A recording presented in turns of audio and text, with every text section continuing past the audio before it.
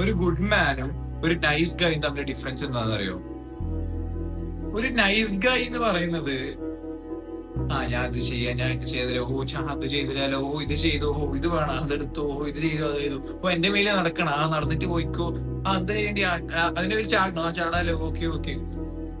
Yes എന്ന് പറയുന്നത് അതിനോടുള്ള ചാകരായിരിക്കും. യെസിനോട് പറഞ്ഞു ചാകരായിരിക്കും. നൈസ് ഗൈ എന്ന് പറയുന്ന ആള്. ഒരു ഗുഡ് മാൻ എന്ന് പറയുന്നത് ഒരു ബൗണ്ടറീസ് ഉണ്ടാവുമായിരിക്കും. ബൗണ്ടറി ഉണ്ടാവും. ചില കാര്യത്തിൽ നോ എന്ന് പറയും. കാരണം അവരെ വാല്യൂസ്, അവരെ ഗുഡ് ആയിട്ടുള്ള വാല്യൂസിനെ അത് ഓക്കെ അല്ല. അവര് പ്രയോറിറ്റൈസ് ചെയ്യേണ്ട ആളെ പ്രയോറിറ്റൈസ് ചെയ്യും. ഗുഡ് ആവേണ്ട ആൾക്ക് ഗുഡ് ആയിട്ട് നിൽക്കും. ഒരു ഗുഡ് മാൻ എന്ന് പറയുന്നത് നൈസ് ഗായ് അല്ല. നൈസ് ഗായ് എന്ന് പറയുന്നത് ആൾക്ക് വിരിച്ചിട്ട മാറ്റ് പോലെയാണ്. ഇതിങ്ങനെ നടന്നിട്ട് ഇങ്ങനെ ഇല്ലാണ്ടാക്കും.